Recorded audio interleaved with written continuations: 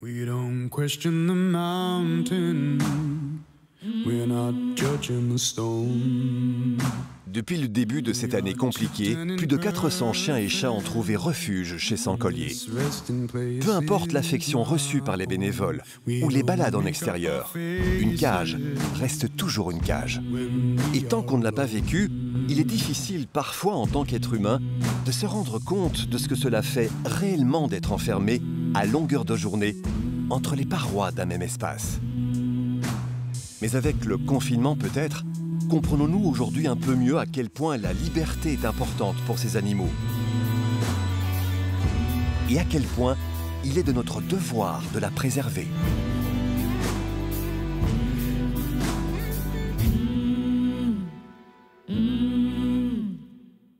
C'est d'ailleurs pour ça que l'équipe prend très au sérieux le premier appel de détresse de la journée. C'est directif, j'ai eu Sébastien au téléphone, on a eu un appel, il faut qu'on aille chercher des chiens. C'est une dame qui a une grosse situation personnelle difficile, elle a beaucoup de chiens et donc elle est d'accord de nous en céder une partie, 5, 6, peut-être 7. C'est parti. C'est une dame qui malheureusement est victime de violences conjugales, qui a beaucoup d'animaux, mais qui n'arrive pas à faire face et à sa vie de manière générale et au surnombre d'animaux. Elle a au moins une vingtaine de chiens, de ce que Sébastien me dit. Moi, je décide de partir avec Cédric, parce que c'est vrai que c'est un contexte assez compliqué. On ne sait pas si le monsieur va être sur place, est-ce que le monsieur peut être violent ou pas, est-ce que la dame va être seule, est-ce que la dame va bien vouloir finalement nous aider ces animaux. C'est toujours bien d'être à deux, de manière générale, et éventuellement avec un homme aussi avec moi. C'est un contexte assez anxiogène, on ne sait pas sur quoi on va tomber, on ne sait pas dans quelles conditions sont les animaux non plus. C'est donc pleine de questions que Clotilde part pour cette mission délicate. Du côté des chats par contre, le stress ne se fait pas vraiment sentir. On dirait même que certains auraient préféré prolonger leur grasse matinée. Mais non, une dame et ses 4 filles sont bien décidées à venir rompre leur calme. Bonjour. Bonjour. Je vous écoute. Eh bien écoutez, on était venus pour adopter un chat. Oui. Donc premier chat de la famille, on n'a pas d'animaux du tout. On avait notamment vu ici Bébé, oui, une petite chatte qui nous plaisait bien, qui avait l'air gentille évidemment pour que ça aille avec les enfants, puisqu'on a une famille une maman avec 4 filles. Voilà. On va voir un peu le contact qui se forme avec les petites, surtout avec la plus petite, c'est souvent là qu'on sait un peu plus comment ils s'entendent. Et on va les voir, donc vous pouvez rentrer. D'accord. Bonjour. Donc Bébé est une chatte qui parle beaucoup. Elle communique beaucoup. Son maître est décédé en fait. Et donc elle a été dans la famille. Seulement la famille avec 4 chats. Et là ça n'allait pas du tout. Donc elle faisait pipi partout. Voilà, elle était trop stressée. Et ici on a découvert une chatte super gentille, super câline, très en demande. Elle parle beaucoup, elle miaule beaucoup. C'est qu'au niveau de la manipulation, on voit que c'était le chat d'une personne âgée. Donc elle était moins prise. Elle était moins manipulée. Dès le début, on voit que c'est une chatte qui a vécu toujours toute seule. Elle n'aime pas les autres chats, c'est pas son truc. Tout doucement. En tout cas, elle a envie d'affection, ça c'est clair. Oui, elle est très en demande. Elle est très câline. La difficulté, a priori, de base, c'est qu'elle ne se laisse pas trop manipuler. Oui, elle vient d'elle-même. Voilà, il faudra du temps en fait, parce que les gens disaient quand même qu'eux arrivaient quand même à la manipuler, les gens qui l'avaient repris, donc ça devrait aller, mais comme elle ne connaît pas les enfants, c'est tous les gestes du quotidien des enfants qu'elle va devoir. Et plus brusque aussi, voilà, peut-être, c'est ça. Prendre un chaton chez des jeunes enfants, c'est pas forcément toujours l'idéal. Parce que si l'enfant est trop turbulent, il risque de faire plus peur au chaton qu'autre chose. Là où chez l'adulte, l'adulte a déjà son caractère qui est formé. Si elle n'aime pas les enfants, elle l'aurait montré tout de suite. Moi personnellement, non, elle est assez avenante. Oui. On voit que ça reste une chatte très sociable. Elle est vraiment très gentille. Elle ne montre aucun signe d'agressivité, en tout cas par rapport aux filles. Non, des fois elle peut être excitée, mordire un peu, par exemple, comme on touche à, je veux dire, voilà, qui n'a pas non plus connu tout ça. Maintenant, elle n'est pas non plus, c'est pas une bête féroce, on ne va pas les attaquer. Le fait qu'elle soit très câline, je trouve que c'est très engageant parce que c'est vraiment ce qu'on recherche avec les enfants. Évidemment, sinon elles auront vite peur et on n'arrivera pas à avoir du lien. On n'avait pas envie d'avoir un chat non plus, même si ici il leur axe à l'extérieur. C'est le but. Mais qui vivent tout le temps dehors. Mais voilà, c'est ça qu'on ait un chat qui puisse venir avec nous, comme me disait ici Juliette. Elle a envie que ce soit elle que le chat vienne sur elle quand elle regarde la TV. Voilà, avoir vraiment des interactions avec l'animal et avoir une boule de poil câline en fait. Oui, c'est ça. Oui, c'est bon. Et la petite demoiselle prend déjà son rôle très à cœur. Je pense que le plus craint, c'est qu'elle aille manger dans les croquettes du chat. Visiblement, ça ne l'intéresse pas. Vous reprendrez bien encore un peu de croquettes, bébé? Elle sera bien nourrie. Oui, je pense. C'est bon, elle a assez. Hein. Après, elle va rouler. Elle est déjà pas toute mince. C'est attendrissant de voir les filles de tout âge qui s'adressent à cette petite chatte, qu'elles y vont quand même doucement, qu'elles font attention. Donc c'est mignon de les voir toutes, en plus que des filles. Elles resteront entre filles en plus. Donc c'est chouette de voir ça. Alors les filles, comment vous trouvez le chat? Très mignon. Il est gentil? Oui? Pas peur? Tout le monde aime bien? On adopte le chat? Oui? On l'apprend? Ok. Bah écoutez, c'est vendu. Voilà, on l'apprend. À l'unanimité. Une nouvelle famille. Je pense qu'elle sera heureuse dans cette famille-là parce que c'est en plus 6 filles, donc elles vont bien s'entendre. Ce sera une princesse de plus dans la maison. Et puis elle n'a pas l'air perturbée de voir autant de monde autour d'elle. Et tout le monde est prêt et a l'air motivé à faire tout ça. Donc je pense que oui, la famille sera adaptée pour elle. Mais voilà, maintenant le chat fait partie de la famille.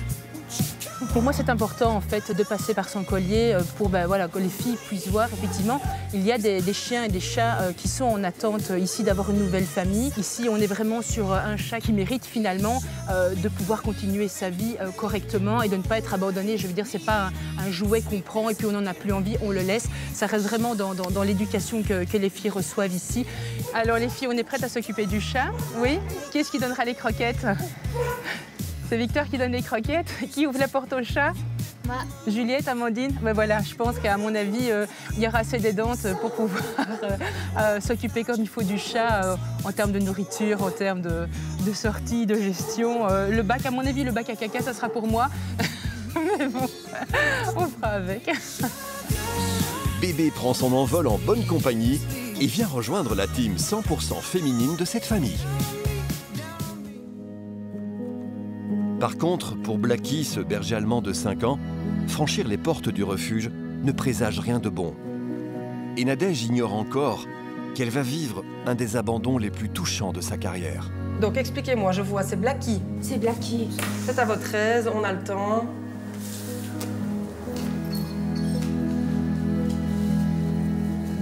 Ça passe pas avec mes chats, en fait, pas du tout. Je l'ai depuis début février. Et j'ai essayé à plusieurs reprises. J'ai même été jusqu'à le faire stériliser au mois de juin. Je me suis dit, ça va le calmer. Ouais. Il n'y a pas moyen. La semaine passée, il a voulu encore attraper un de mes chats. Mais j'ai quand même 3 chats de race et qui étaient là bien avant lui aussi.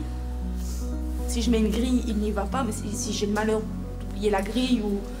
Et donc vous disiez, vous l'avez récupéré qu'en février. Il était où avant, ce chien? En fait, il était donc dans une famille mère-fille. Et malheureusement, la maman est décédée. Ça fait 1 an, au mois de septembre, ici maintenant. Oui, d'accord.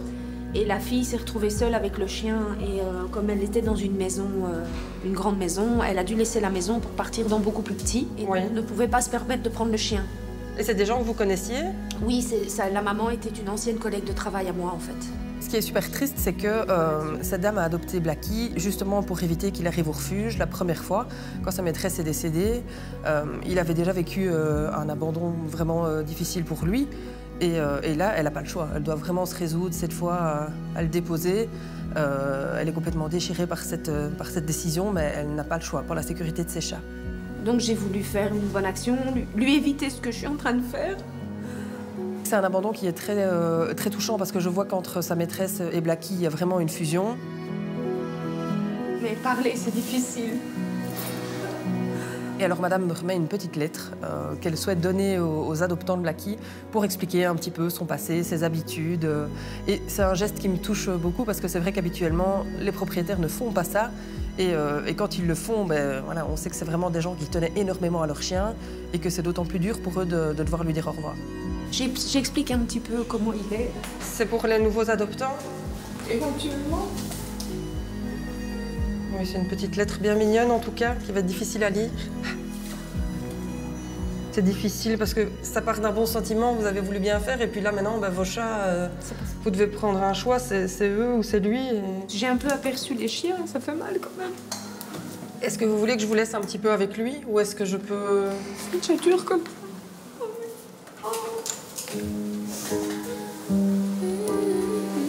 Je reviens chez vous tout de suite, ça va? Blacky, tu viens mon garçon, tu viens. viens mon petit loup, viens, on va aller se promener. Viens mon Blackie. Oh là là, qu'est-ce qu'on va...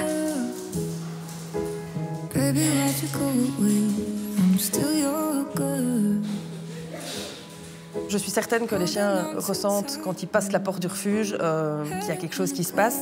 Même si je l'ai fait des milliers de fois, je pense, mettre le chien en cage, c'est horrible. C'est vraiment quelque chose de très très dur à supporter parce que on peut pas commencer à s'accroupir et à réconforter le chien. Il faut qu'on lui laisse prendre ses marques pendant quelques minutes. Donc voilà, on est obligé de faire ça relativement vite, de le détacher et puis de fermer la grille. Et le fait de fermer la grille et de voir son regard comme ça qui me suit, et ça, c'est horrible. C'est quelque chose qui me poursuit et auquel je pense tout le temps.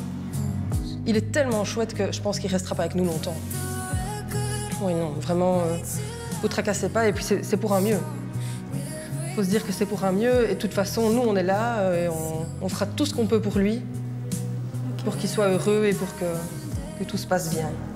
Ça va ? Je remettrai votre petite lettre, en tout cas, aux adoptants. Ne vous inquiétez pas. Voilà, je vous laisse. Je suis vraiment désolée pour vous, en tout cas. How do I trust again?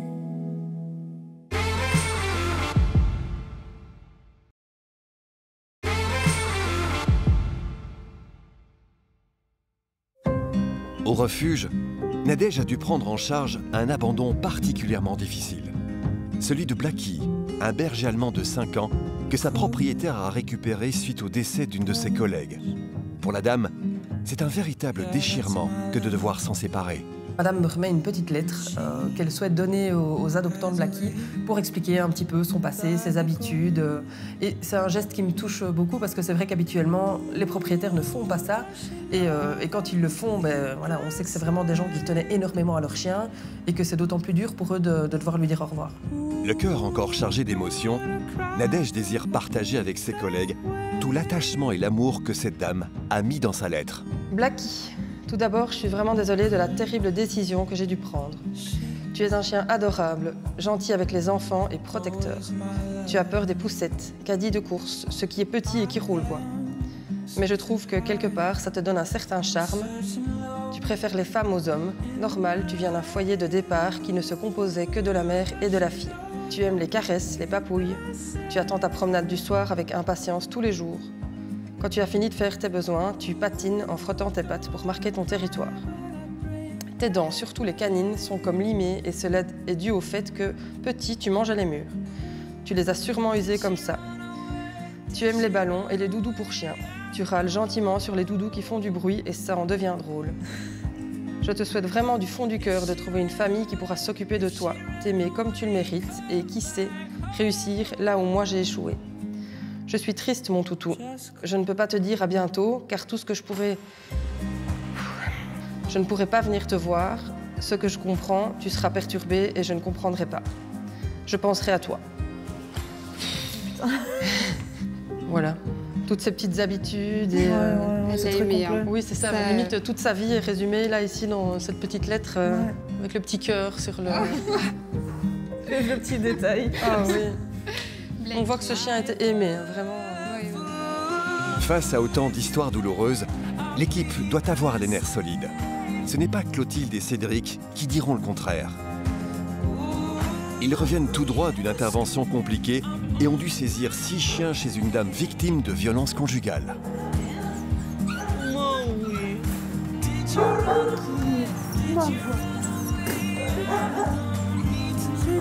Viens. On y va? Ouais.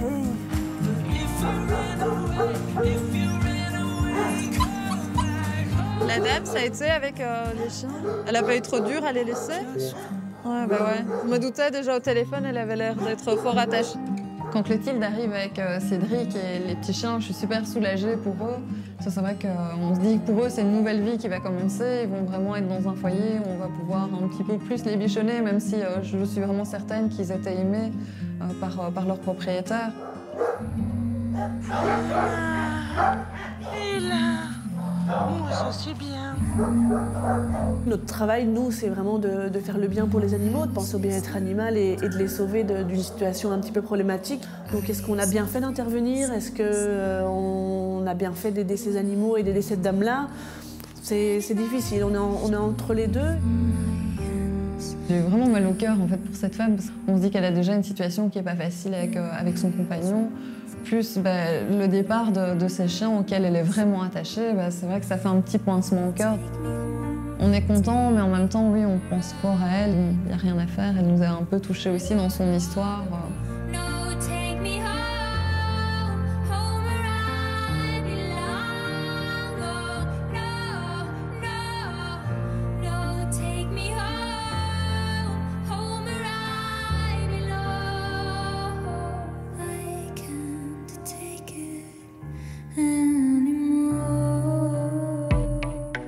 En attendant, de nouveaux visiteurs font leur entrée au refuge. Ils aimeraient pouvoir rencontrer Darko, un American Staff de 5 ans au passé compliqué.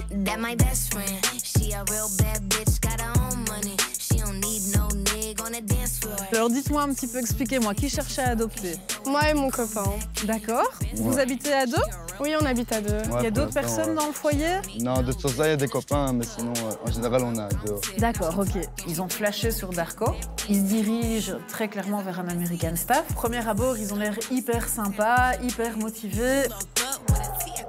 Oh, il est balèze. C'est la bête de cire. Ouais. Ça va, bonhomme. C'est une bête de cire, wow. Ouais. Vous nous foncez dessus, gros. C'est mon loulou. Donc, viens mon Darko. Voilà. Et il a 4 ans, c'est bien ça? Oui, Ça, 5 ans. 5 ans. Il a 5 ans. Voilà, on lui cherche vraiment de la stabilité à ce chien. C'est super important.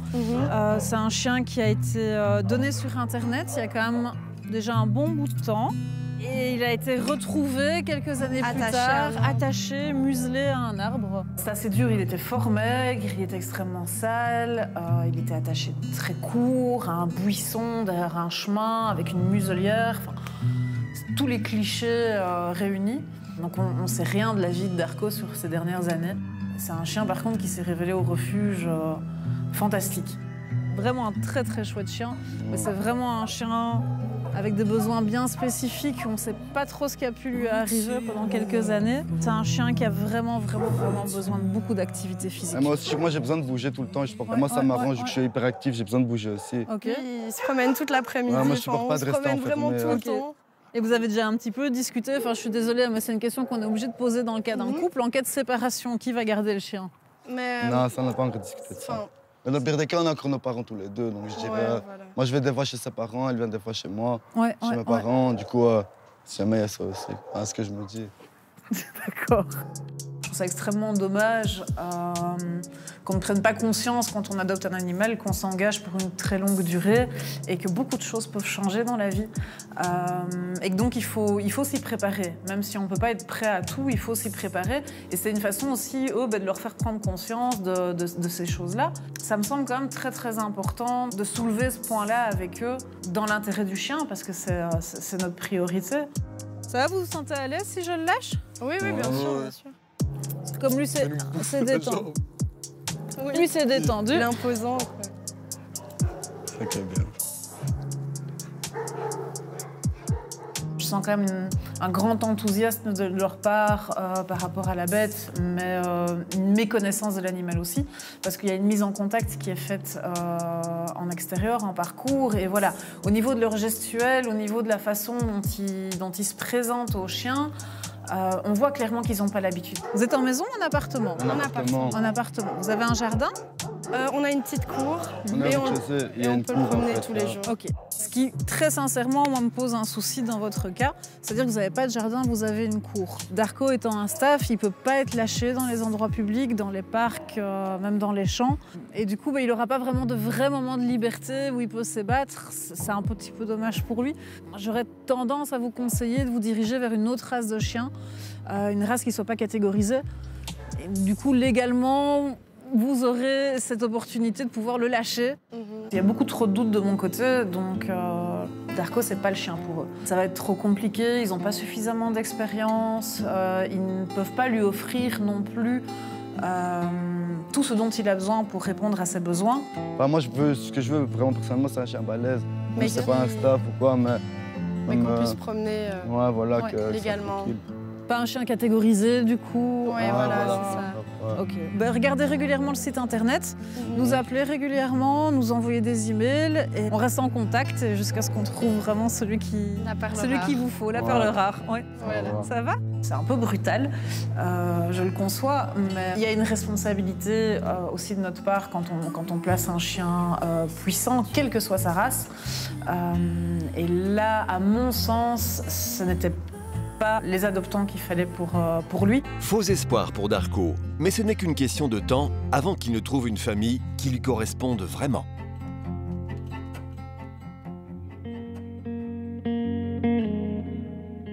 C'est une vraie petite miraculée qui franchit à présent les portes du refuge. La démarche assurée et le regard fier. On aurait presque du mal à la reconnaître. Fiona, la chienne retrouvée mourante il y a un an, est à présent hors de danger.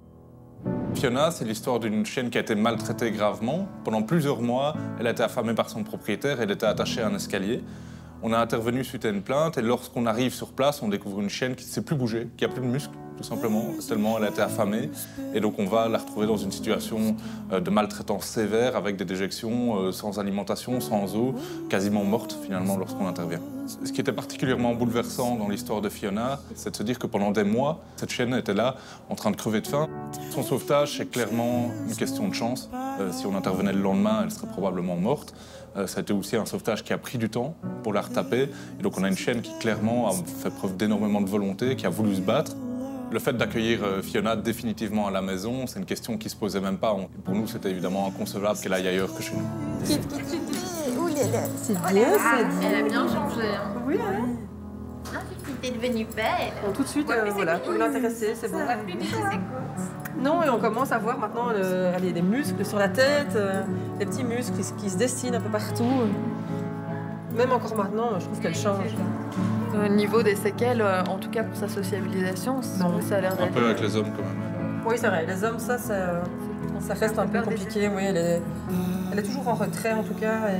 Mais pour Fiona, il fallait tout réapprendre, quoi. Vraiment réapprendre à marcher, réapprendre à sortir, à découvrir l'herbe, à découvrir le vent qui passe sur sa tête. Donc, toutes les choses qu'on a vécues avec Fiona, c'était une redécouverte. Après quelques mois avec Fiona, son poids a même plus que triplé.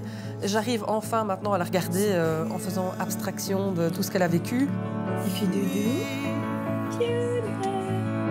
J'espère un jour peut-être croiser celui qui lui a fait tout ça et pouvoir lui montrer que cette chienne, on l'aime et on l'aimera pour le restant de ses jours.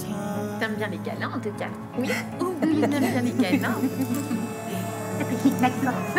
Oui, elle est gentille avec tout le monde. Qui a des knick-knacks? Non, mais c'est gai de la voir comme ça. Oui. On voit qu'elle profite, quoi. Ouais. Et surtout toi qui as été la chercher, quoi. Oui, ça fait un sacré changement. Hein. C'est vraiment impressionnant de la voir comme ça. Premier sauvetage en plus. Ouais. Premier jour de travail. Ah, ma belle. Oui. Non. L'intervention de Fiona, c'était mon premier jour de travail. C'est une image qui est vraiment dure, qui restera gravée. Ah, j'ai mis les pieds dedans. Directement, quoi. Je voulais faire de la protection animale. Ah ben voilà, là j'ai fait de la protection animale. Je voulais me confronter à la réalité des choses. Je les ai pris en pleine face. Parfois on a l'impression que les choses nous dépassent et qu'à notre niveau, c'est pas assez, on n'a pas assez de force, on n'a pas assez de poids. Ben là oui.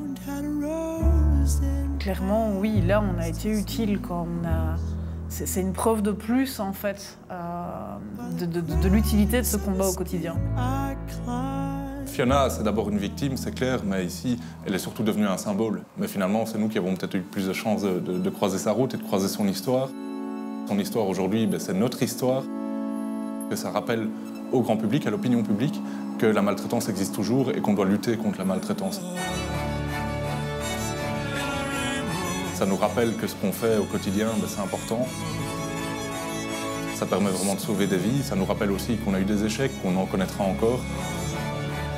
Et puis ça nous rappelle que derrière ça, il faut toujours espérer pour continuer à venir bosser, se lever le matin.